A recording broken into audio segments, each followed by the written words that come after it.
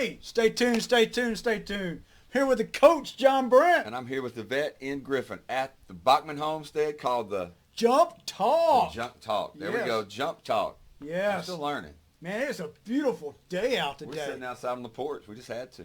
This is gorgeous. Great fall day. And We have to say it. I mean, I know we didn't even talk about it. We had one of your classmates, one of our high school Yes. friends, stop by the Jump Talk just a few minutes ago. Lee Harkins. So Yes. Say hello to Lee. yes, hi, Lee. We couldn't get her on here. We tried. Oh, yeah, we tried. She was, I need more makeup. I need my hair. You Yeah. know, whatever. She's That looking stuff. beautiful as ever. Always. You know, Always. so anyway, so hey, Coach, today we're going to go all out and talk about coaches. Coaches.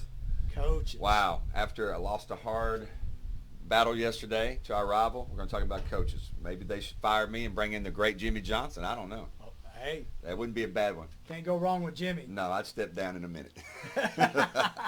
Well, I figured we'd talk about coaches that inspired us Yes. and just and who've impacted us, and they can be at the professional level, or they can be at the local level. So, you want me to start off, Coach? Go ahead.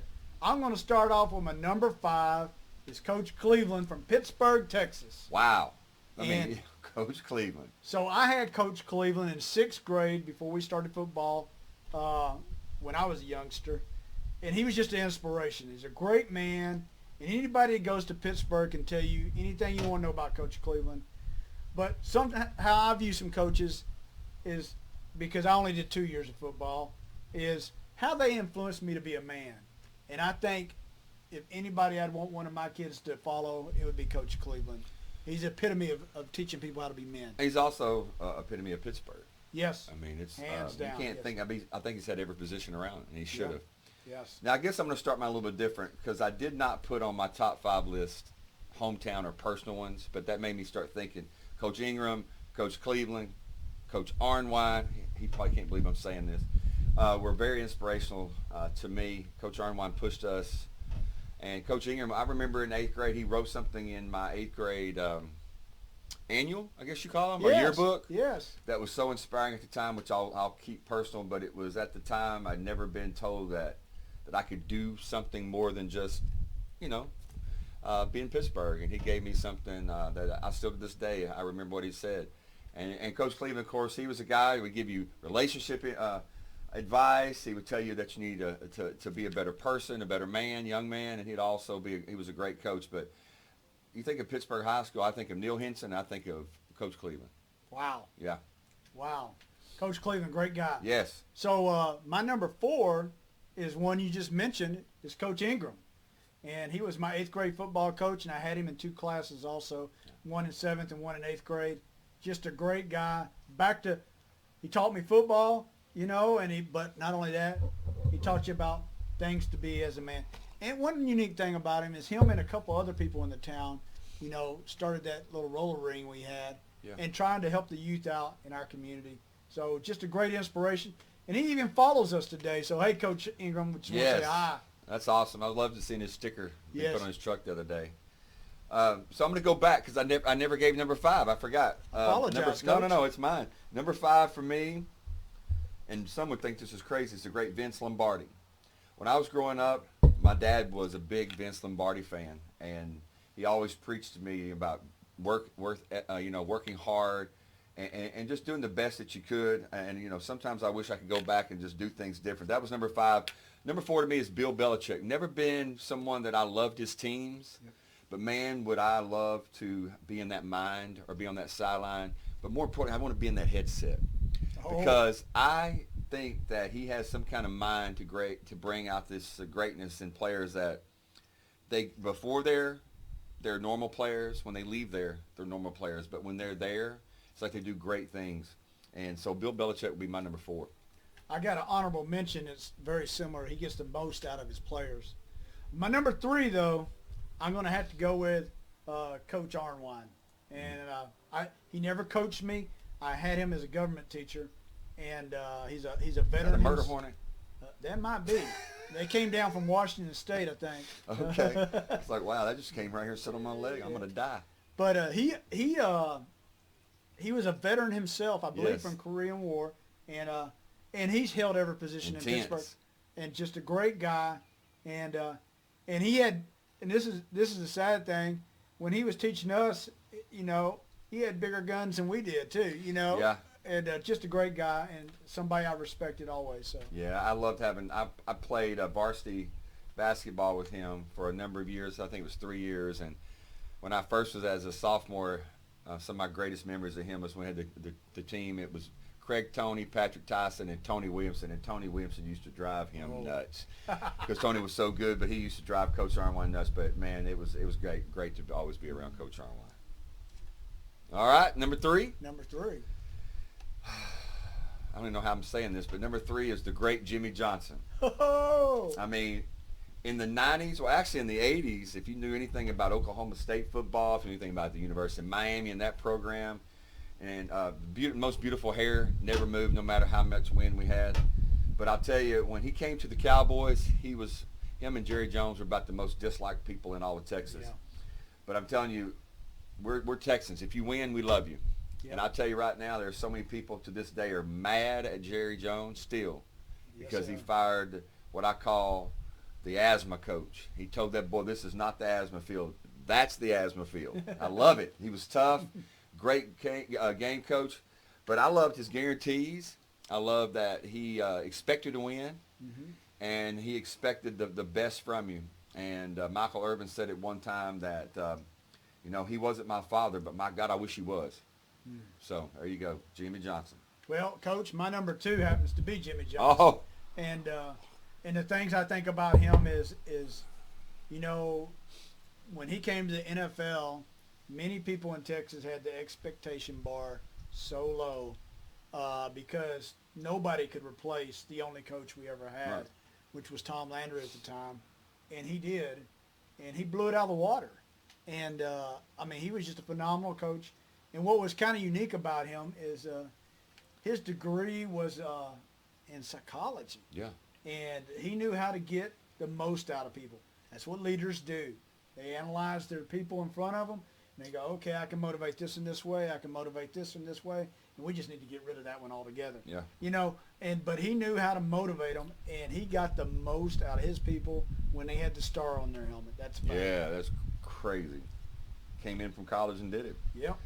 All right, so my number 2 is, when I was growing up, Michael Jordan he was coming up, and we had the Detroit series, and we had the Lakers series, and we'd always have the Knicks series. It was just crazy, and even the Boston Celtics. But you can see the tide turning. But number 2 is Phil Jackson, because not only did he get Michael Jordan to that point, but he kept him there.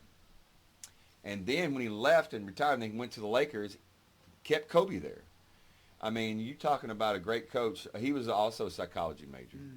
And he played those games. He also did some weird things that some of the players talk about with Zen and some meditation. And he was always pushing the players to do more, not just on the court, but be better men. And so I think Phil Jackson is my number 2. Wow. That's an incredible one. So I'm going to give some honorable mentions real quick before I go on and to number 1.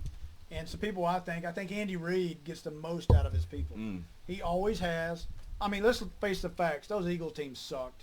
And he got the most out of them.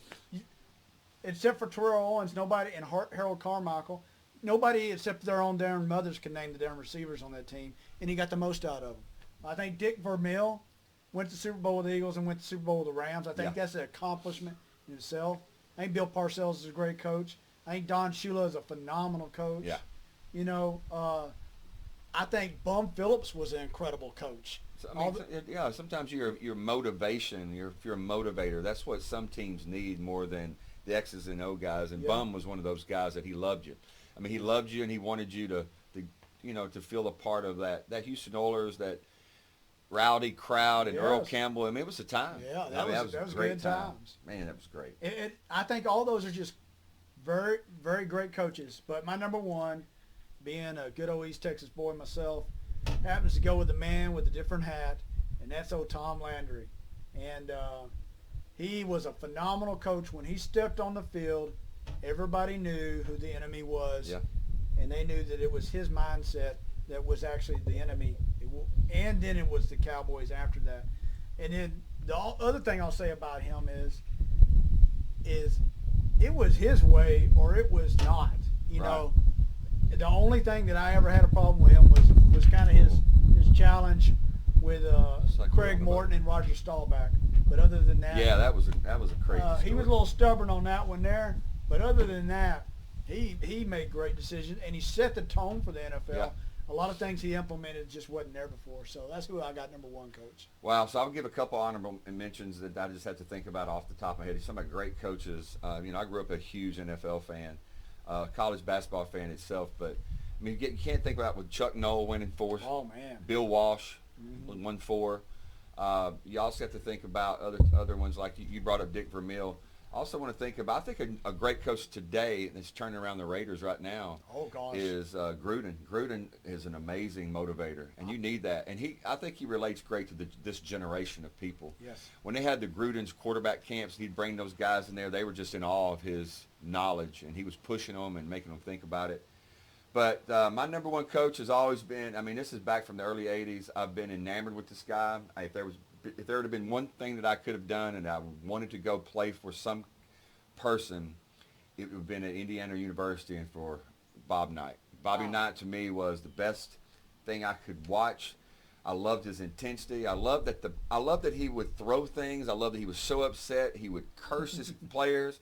But every year, players all over the state of Indiana would flock to go to him. The best player, Mr. Basketball, was going to the University of Indiana, Mr. Basketball in Indiana. I mean, you had Steve Alford. You had all these guys that could have went anywhere, but they grew up wanting to play for Coach Knight.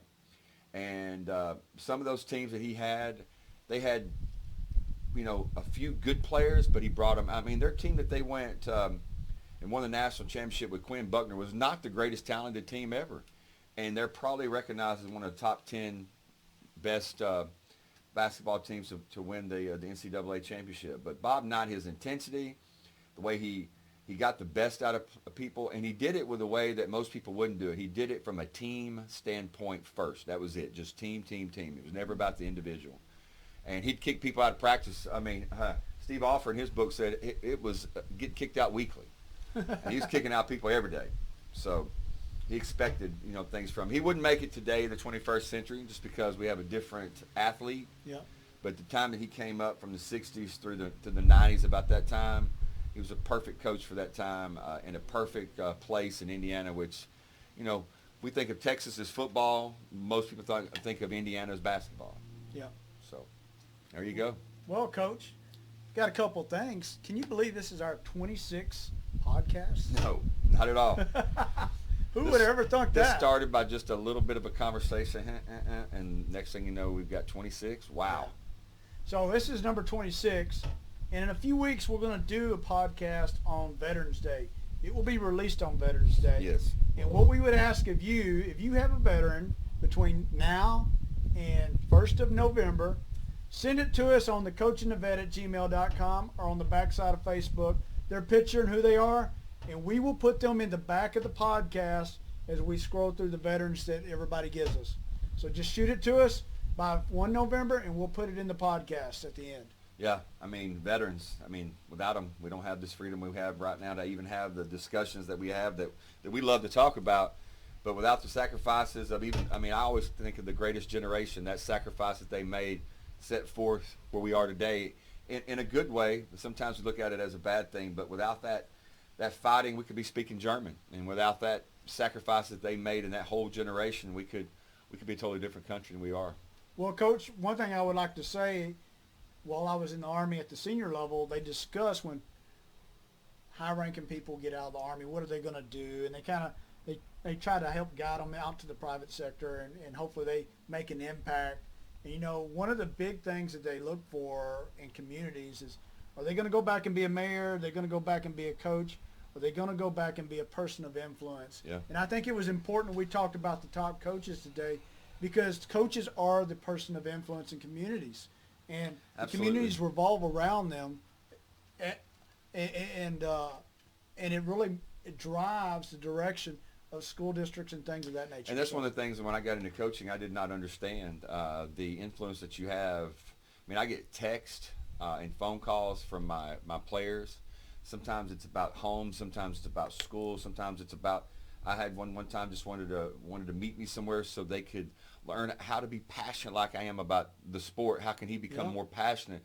And then next thing you know, he's asking another question about being passionate about life. I mean, I never thought about Coach Cleveland and Coach Arwine, but then you look back at that, some of those men that you saw back in that time in Coach Ingram, you see how they acted and how they were interacting with people. That's a good mentor and influence that we didn't really notice. It was just part of the community and part of the environment that we grew up in. And like I tell people all the time, I grew up in the greatest small town in the history of the world. I agree, Pittsburgh, Coach. Texas, man. I'm a PHS, man. I'm going to be, Heck yeah. I'm telling you right now, you can bury me right there on Front Street, right there in the middle of it. I want to be buried in the park across from the high school. Wonder if they can do that. You can be buried right next to my house. I mean, I live right next to the cemetery down Now, there. I want to be married right there by the jungle gym. They don't even let people play on those anymore anyway, do they? My granddaughter. You know, the ones that you go around on the top. You can climb all the way around. I think I fell through a few times. But anyway, I want to be buried in front of PHS. I mean, I love the place. It's a great place. It was. Great place to go. Great community. So, hey, back again. Shoot us your pictures, and shoot us who your top coaches are. We want to hear that. Yeah, definitely want to know. We might have missed yours altogether, or you may have some from your local town that was just had a huge impact on the community. Yeah. I think this should have been a longer list because we left out. I mean, think about it. I have to say it. I know we're at the end. The great Barry Switzer. Yeah. You're talking about football, college football, Barry Switzer. Well, I didn't even cover any baseball. You think about Billy Martin. Are you the kidding passion me? he had. Yeah. Oh, my gosh. I mean, yeah, we need some help. Tell us yours because there'll be a lot of stories that we can I like sometimes seeing the comments because we start having stories and other stories coming up. That dialogue is something I look forward to seeing all the time. I appreciate y'all doing that. Well, hey, stay tuned to us as you stay tuned to society. And from the coach. And to the vet. Stay tuned, stay tuned, stay tuned. Love it.